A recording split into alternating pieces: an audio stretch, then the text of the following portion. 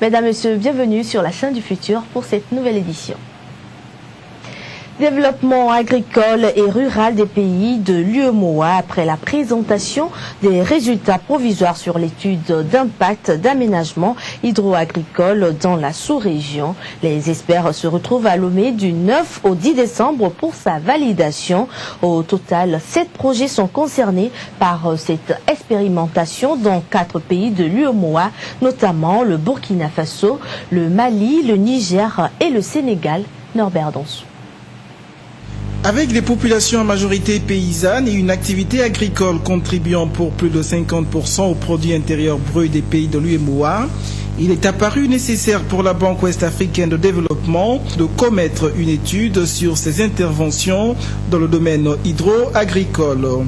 Des travaux regroupant des experts de l'UEMOA qui vont permettre d'explorer de nouvelles pistes pour le développement agricole et rural. Nous avons constaté que quelle que soit l'organisation que l'on met en place, les problèmes d'entretien des aménagements hydro-agricoles se posent toujours, les problèmes de crédit agricole se posent toujours, les problèmes d'intrants aussi sont toujours présents, les problèmes liés à la cohabitation entre les agriculteurs, les éleveurs et les pêcheurs se posent. Alors, on nous s'est dit que pour pouvoir apporter des solutions, des approches de solutions à ces différents problèmes, il y a lieu de questionner le modèle d'organisation que nous avons mis en place. Questionner le modèle de développement mis en place, mais encore faut-il aménager les terres cultivables quand on sait que seulement 21% du potentiel des terres irrigables sont exploitées dans la zone UEMOA.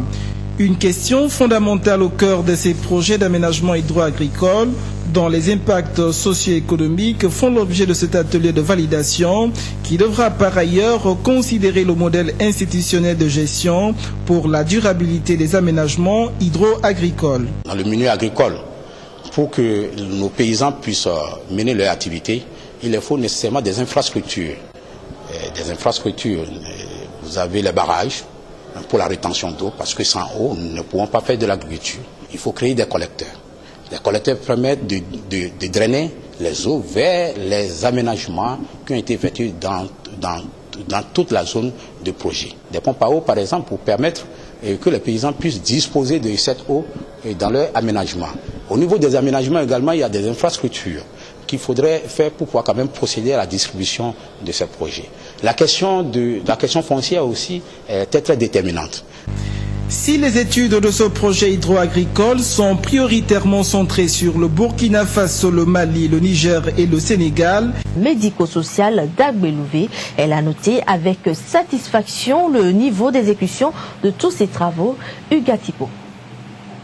Pour cette tournée marathon de la ministre du Développement à la base, l'étape dernière a consisté à une visite du projet Unité d'une jeune entrepreneuse de transformation des produits agroalimentaires.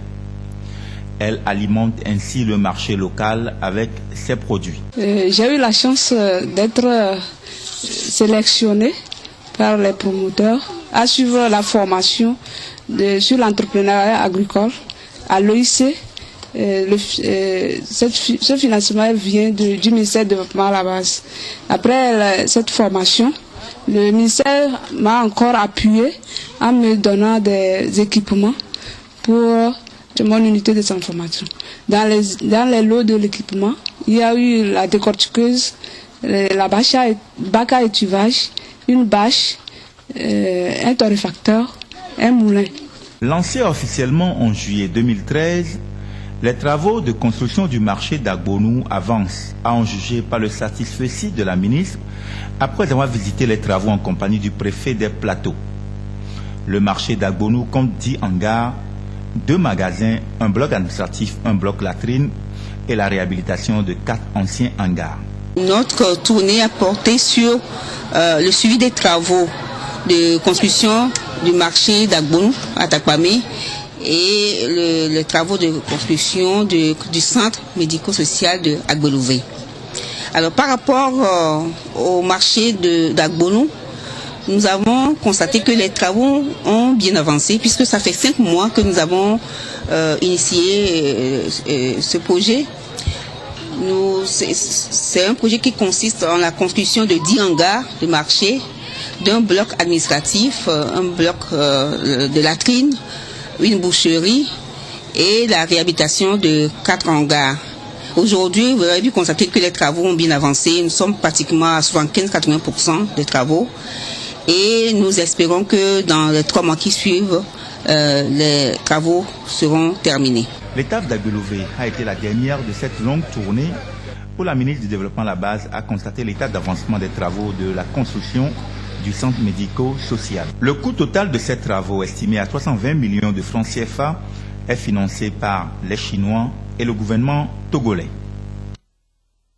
Et puis hors du Togo, en Centrafrique, le désarmement des groupes de miliciens par les militaires français déployés dans la capitale a commencé ce lundi. La présence des forces françaises est très marquée dans le centre de la capitale. Des forces chargées de désarmer les groupes de miliciens qui imposent leur... La voiture est vérifiée, les conducteurs ne s'offusquent pas. C'est normal, pas de problème. Ouais, on veut ramener la paix en RCA. Sur les bas-côtés, les habitants préféreraient une fouille plus complète. J'aurais voulu que l'on puisse tâter quand même les gens, de bas jusqu'au haut, parce qu'ils peuvent porter des pistolets et puis on ne peut pas savoir. Plus loin, le quartier d'IPK12, un quartier mixte, chrétiens et musulmans. Les contrôles ici sont plus stricts. Voilà. Ils trouvent un couteau. Là, un militaire français pose ses questions en arabe. Il y a des Tchadiens et des Soudanais parmi les ex-rebelles de la Séléka. Ils se fondent aujourd'hui dans la population. À côté, sous un bâtiment bien nommé, le Succès, les militaires français font le décompte des prises de la matinée. Nous avons les armes, les machettes, donc le fameux couteau africain ici. Ensuite, des armes d'infanterie de petit calibre. Donc on a des vieilles, on a aussi du plus récent. Ensuite, donc les lanceurs RPG, on le reconnaît ici. Et puis des armements collectifs, donc de diamètre un petit peu plus gros. La population est derrière nous pour l'instant, et c'est tout de même une bonne chose. L'opération de désarmement. En Thaïlande, Yingluck Shinawatra a annoncé ce lundi la dissolution du Parlement et l'organisation au plus vite des élections législatives. Pas de quoi satisfaire l'opposition qui, une fois encore, a défilé dans les rues de Bangkok. Frères et sœurs de Thaïlande, je suis Yingluck Shinawatra, première ministre de Thaïlande. Je voudrais annoncer à tous qu'après avoir entendu toutes les opinions, j'ai décidé de demander un décret royal afin de dissoudre le Parlement cette année 2013. Yingluck Shinawatra dit entendre les revendications et la colère de son peuple et fait donc un geste. Par la dissolution du Parlement et l'appel à des élections au plus vite, elle espère voir les manifestants rentrer chez eux. Mais sa déclaration n'y change rien. Dans les faits, ses adversaires et leurs partisans réclament son départ. Plus exactement, ils ne veulent plus du clan Shinawatra à la tête de leur pays. Yingluck la sœur et Thaksin le frère, ancien chef du gouvernement. Fort de la présence de 100 000 manifestants à Bangkok, le chef de file des contestataires, Suthep Thaugsuban, confirme que le combat va se poursuivre. Pour tous, une dissolution ne résoudra pas la question. Ils doivent quitter le pays. Je ne veux plus de la famille Shinawatra. Ils doivent partir. Je ne suis pas contente. Même si le Parlement a été dissous, ils ont toujours le pouvoir. Au milieu de la foule, Abhisit Vejajiva, le leader du parti démocrate d'opposition.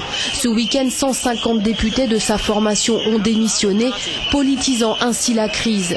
Rien ne dit pour autant que le parti démocrate tirerait son épingle du jeu en cas d'élection, car il n'a remporté aucun scrutin national en 20 ans. Et à travers les campagnes, les Shinawatra disposent encore de puissance.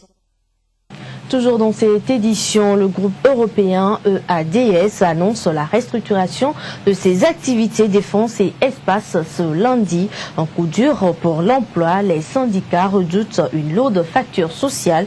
On évoque 5000 suppressions de postes au minimum. Il avait annoncé des mesures draconiennes. Ce soir, à Munich, le PDG de EADS, Tom Enders, va dévoiler en détail la réorganisation de ses activités militaires. Trop de sites, trop d'effectifs, le géant européen de l'aéronautique veut améliorer sa rentabilité, la moitié seulement de celle de l'américain Boeing. En tout, entre 5 000 et 6 000 suppressions de postes sont prévues. Plan de départ volontaire, reclassement, non-remplacement des salariés partant à la retraite et non-renouvellement des contrats d'intérimaires et des CDD, mais pas de licenciement. Des divisions vont être regroupées pour former un pôle défense, spatiale et sécurité, et EADS va être rebaptisé Airbus, du nom de la marque la plus forte. Les syndicats français ne comprennent pas ce plan et réclament une intervention politique puisque l'État détient 12% du capital du groupe. EADS emploie quelques 50 000 personnes en France et en Allemagne. Retour au Togo avec la société Sivop qui a organisé un grand concert dimanche dernier pour ses fidèles clients.